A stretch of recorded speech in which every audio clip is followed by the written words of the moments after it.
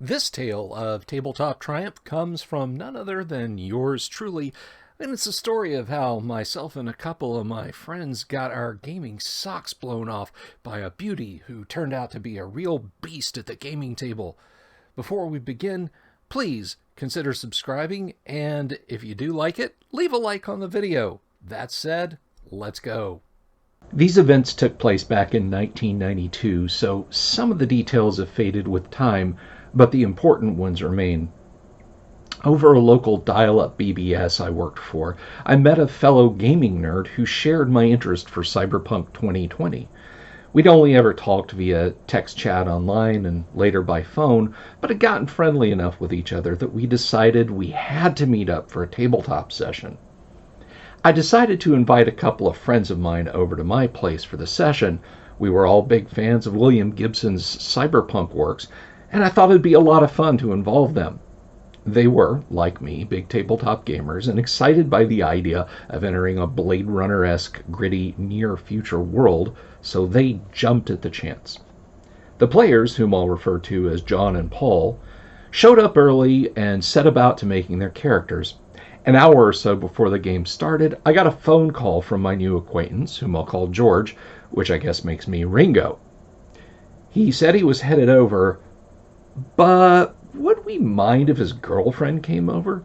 And no, I'm not going to refer to her as Yoko either, so let's call her Rita. I told him I didn't mind and I'd see them in a bit. I then told John and Paul that George was en route with his girlfriend. They didn't seem too pleased by the prospect, as they'd never met or heard about George's girlfriend prior to this. Still, as I said to them, we'd just be cool, and if it didn't work out, we'd grin and bear it for one session and move on. George and Rita arrived soon after. I'd never met Rita face to face, so to say I was surprised that she wanted to hang around playing pretend Blade Runner on graph paper with a bunch of neckbeards was an understatement.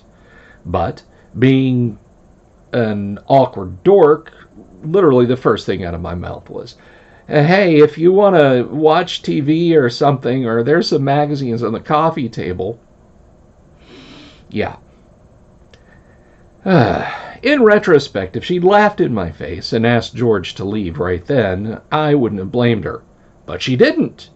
She took my social faux pas with grace and said, "Oh no, I'm playing." We made up a character for her and one for George. She got cyberpunk, so there was no genre barrier. And then, we proceeded to play one of the best tabletop sessions I have ever played or run. Rita chewed that scenario up.